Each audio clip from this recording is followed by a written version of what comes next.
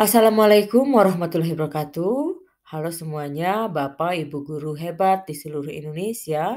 Di video kali ini saya ingin berbagi mengenai pemilihan mata pelajaran pada implementasi kurikulum merdeka di SMA, MA, atau sederajat.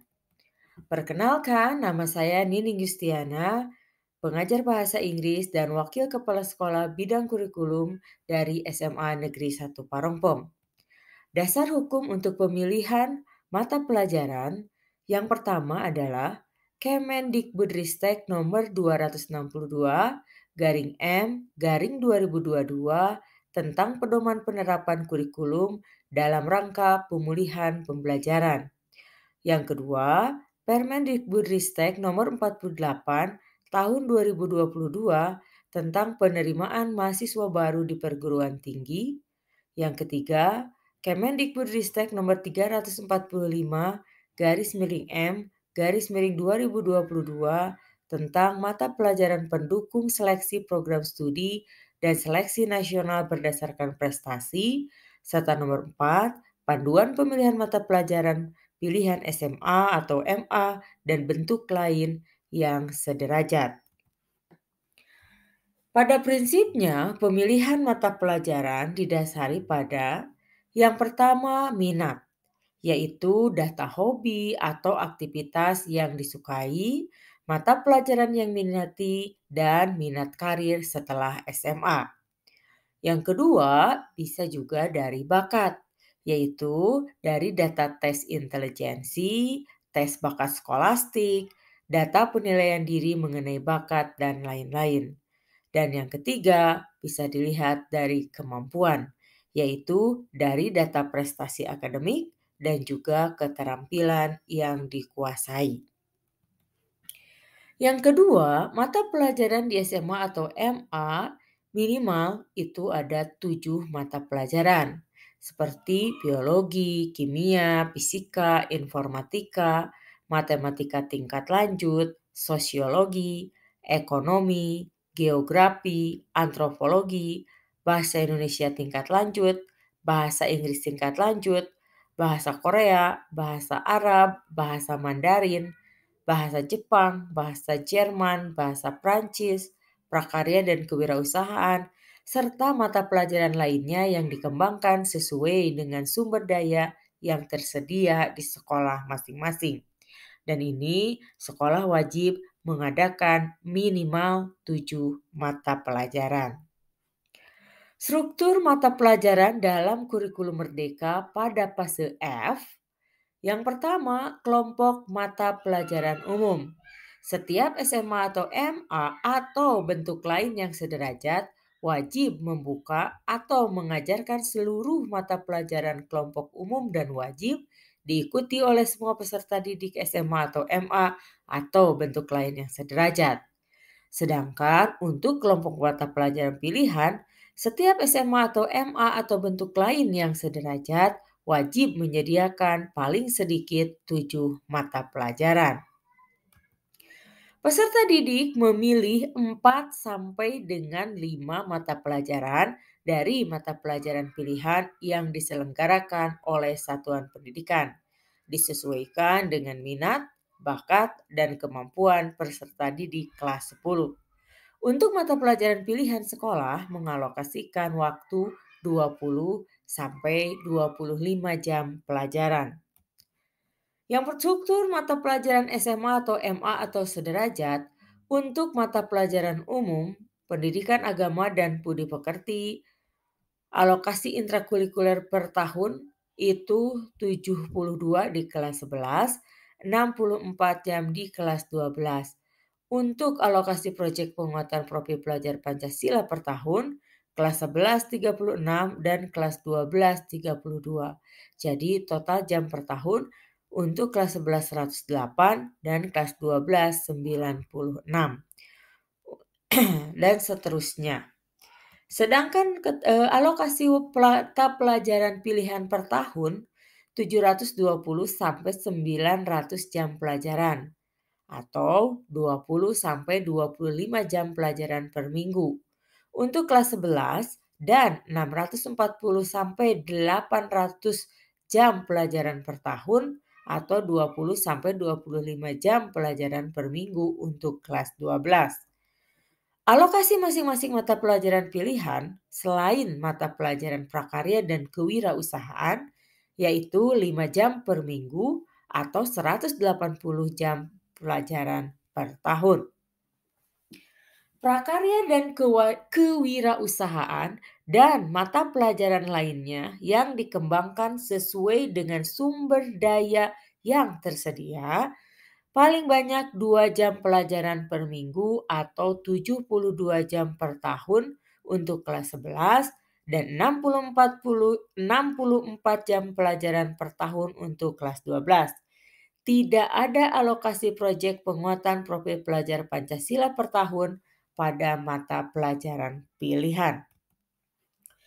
Ini adalah contoh alokasi pelajarannya Bapak Ibu. Contoh misalnya untuk alokasi 20 jam, anak-anak bisa memilih matematika tindak lanjut, fisika, sosiologi, ekonomi, masing-masing 5 jam pelajaran, jadi 20 jam pelajaran. Untuk alokasi 22 jam pelajaran, anak-anak bisa memilih matematika tindak lanjut, fisika, kimia, bahasa Inggris tindak lanjut sebanyak 5 jam pelajaran ditambah prakarya dan kewirausahaan menjadi 22 jam per minggu. Sedangkan untuk pilihan ketiga contoh alokasi waktunya 25 jam pelajaran per minggu, biologi, fisika, geografi, sosiologi, bahasa Inggris tindak lanjut masing-masing 5 jam pelajaran. Lini masa perencanaan pendampingan, contoh 6 bulan lini masa pendampingan pemilihan mata pelajaran, di mana kita mulai dari bulan 1 atau bulan Januari di semester 2. Januari adalah sosialisasi mekanisme pemilihan mata pelajaran, Februari sampai April itu pendampingan pemilihan mata pelajaran pilihan, April sampai Mei, peserta didik memilih mata pelajaran pilihan, pemetaan hasil pilihan peserta didik berdasarkan kondisi dan kemampuan satuan pendidikan.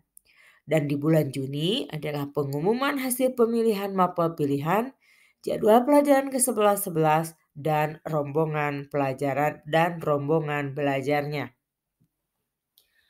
Proses pemilihan mata pelajaran, yang pertama tahapan sosialisasi. Yang kedua, pendampingan eksplorasi minat, bakat, dan kemampuan.